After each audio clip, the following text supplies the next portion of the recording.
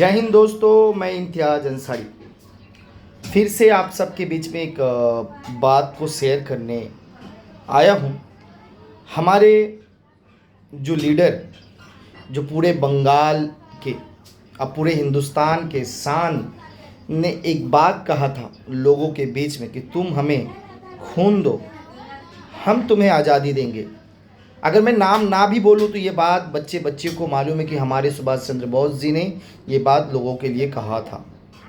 लेकिन अफसोस की बात यह है कि हमारे इस मुल्क में गृह मंत्री अमित शाह ने 3 अप्रैल को आसाम के सरजमी पर लोगों को क्या कहते हैं सुनेंगे, जानेंगे। कह रहे हैं कि आप हमें वोट दो, हम आपको गाय और भैंस दूंगा।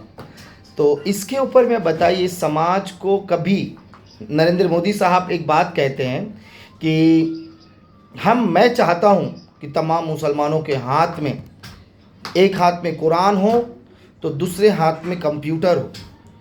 क्या ये जुमला सिर्फ इलेक्शंस के टाइम में ही बोला जाता है या इस पे अमल भी किया जाता है?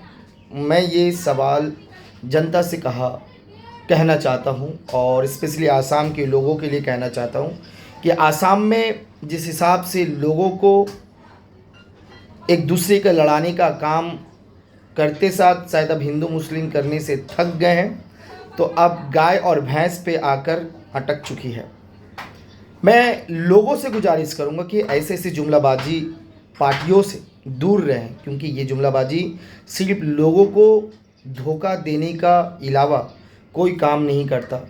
15 लाख हर एक अकाउंट में आ जाएगा, हर लोगों के हाथ में कुरान, मतलब मुसलमान समुदाय के लोगों के लिए था जुमला कि हर लोगों के हाथ में कुरान और कंप्यूटर होगा। लेकिन अब तो पलटा ही पलट गया।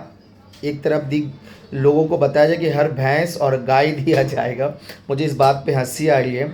लोग चीन हो, अमेरिका हो या जापान हो, और भी बड़े बड़े कंट्रियाँ जो हैं लोगों को आगे ले जाने की काम कर रही है, और हमारे हिंदुस्तान के जो गृह मंत्री है वो भैंस और गाय पर लाके अटका दे रही है।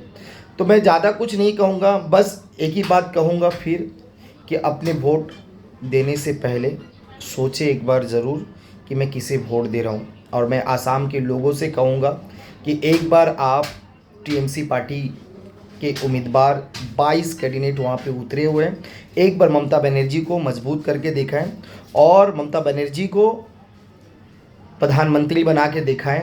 आप देखेंगे पूरे हिंदुस्तान में एक औरत जो है पूरे मुल्क को किस मुकाम पर पहुंचा देगी। आप बूढ़ों लोगों का, मतलब ज़ईफ़ लोगों का एक बात भी होता है कि औरत चाहे तो घर को बर्बाद कर दे, औरत चाहे घर को बिगाड़ दे।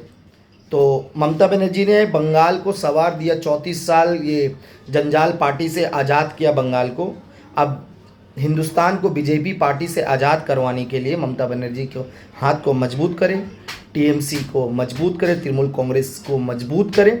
फिर एक बार मौका दे के देखिए, पीएम के उम्मीदवार के लिए आप ममता बनर्जी को सामने देखें। मैं तमाम लोगों से गुजारिश करूँगी इस बात को माने और ममता बनर्जी को मजबूत करें। जय हिंद। मैं इम्तियाज़ अंसारी, बाली तृणमूल कांग्रेस स्पोर्ट्स सेल का प्रेसिडेंट और टीम AB4 ममता दी का एक छोटा सा कर्मी, सिपा सलार, जो ममता दी के लिए काम करता हूँ, टीएमसी पार्टी के लिए काम करता हूँ, अच्छे लोगों के लिए काम करता हूँ। जय हिंद।